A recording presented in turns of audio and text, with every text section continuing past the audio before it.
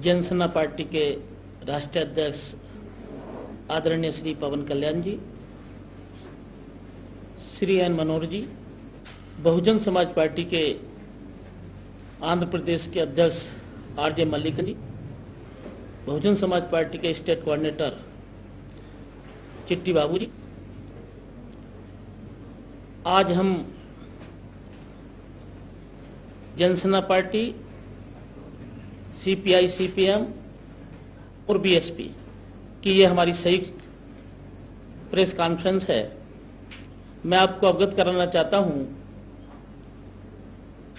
कि 15 मार्च को जो हमारी बहुजन समाज पार्टी का बहुत ही शुभ दिन है, माननीय काशीराम साहब का बर्थडे है, उस दिन माननीय श्री पवन कल्याण जी, मनोहर जी लखनऊ में बहुजन समाज पार्टी की राष्ट्रीय अध्यक्षा आदरणीय बहन कुमारी मायावती जी के साथ आपसी वार्तालाप के बाद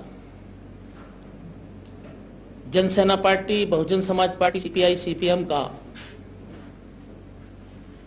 आंध्रा में और तेलंगाना प्रदेश में,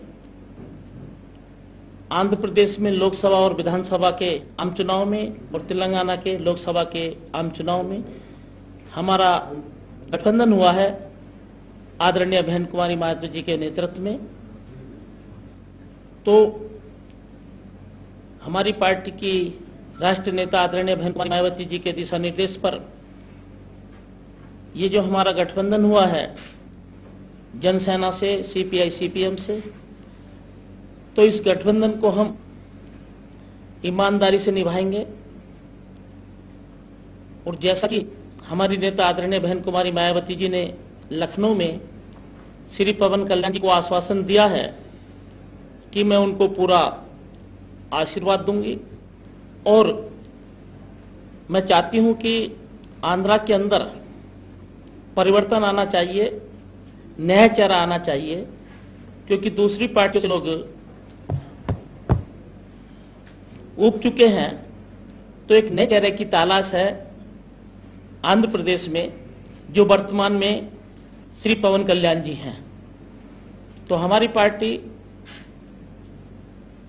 के वर्कर, मैं आश्वासन दिलाता हूं, हमारी बहन मायावती जी ने जो हमारी पार्टी की राष्ट्रीय अध्यक्षा हैं, उन्होंने भी आश्वासन दिया है कि हम पूरी तरीके से श्री पवन कल्याण जी के साथ हैं, तन मन धन से हम साथ रहेंगे, पूरा सपोर्ट करेंगे। इसके साथ साथ हमारी नेता आदरणीय बहन कुमारी मायावती जी जो हमारी पार्टी के अध्यक्षा हैं, वो पूरे देश में बाबा साहब के समतामूलक समाज की स्थापना के सिद्धांत पर चलकर कि सर्व समाज में भाईचारा कायम हो, ये बाबा साहब की सोच थी। तो बहन कुमारी मायावती जी बाबा साहब अम्बेडकर साहब की सोच के मुताबिक सर्व समाज में भाईचारा कायम करके आगे बढ़ रही हैं।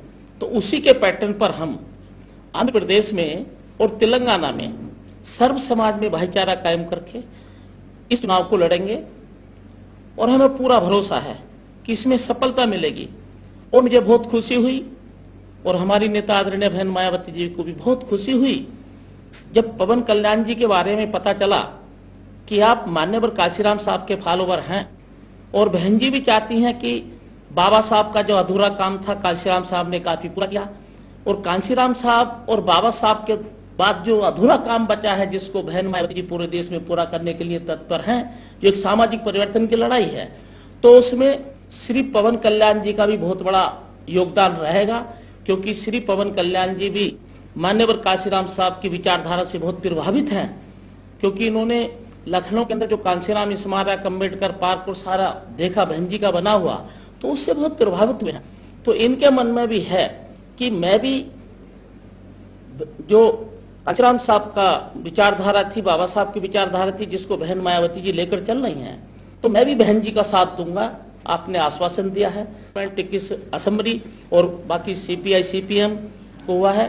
तो मैं तो यही अपील करूंगा आज अभी अपने सभी प्रेस मीडिया के साथियों से कि मेरी अपील है कि आंध्र और तेलंगाना में जो हमारे Bahujan Samaj party, Jana Sena party, CPI, CPM party के जो संयुक्त उम्मीदवार चुनाव मैदान में उतरेंगे, तो तो पूरे आंध्र तेलंगाना की जनता इनको भारी मतों से वोट देकर विजयी बनाए और माननीय पवन कल्याण जी को आंध्र का मुख्यमंत्री बनाए। ये मेरी अपील है बहुजन समाज के लोगों से, सर्व समाज के लोगों से। धन्यवाद। जय भीम, जय भारत। मायावती जी 3 तारीख को आ रही हैं। 3 तारीख को बहन जी का पहला रैली होगा अमलापुरम में, 4 तारीख को पहला रैली तिरुपति और दूसरा रैली होगा हैदराबाद। 3 और 4 में बहन जी रैली करेंगी। कितने सीट मांग रहे? 3 असेंबली और 21। देखिए हमारा समझौता हो चुका है, 3 पार्लियामेंट और 21 असेंबली। परिवर्तन न्यूज देखने के लिए सबसे पहले यूट्यूब पर जाकर परिवर्तन न्यूज टाइप करें। टाइप करने के बाद में लाल कलर से लिखे हुए सब्सक्राइब बटन को सब्सक्राइब करें। सब्सक्राइब करने के बाद में बेल आइकन को दबाएं। हमारा चैनल लाइक करें, सब्सक्राइब करें और शेयर करें।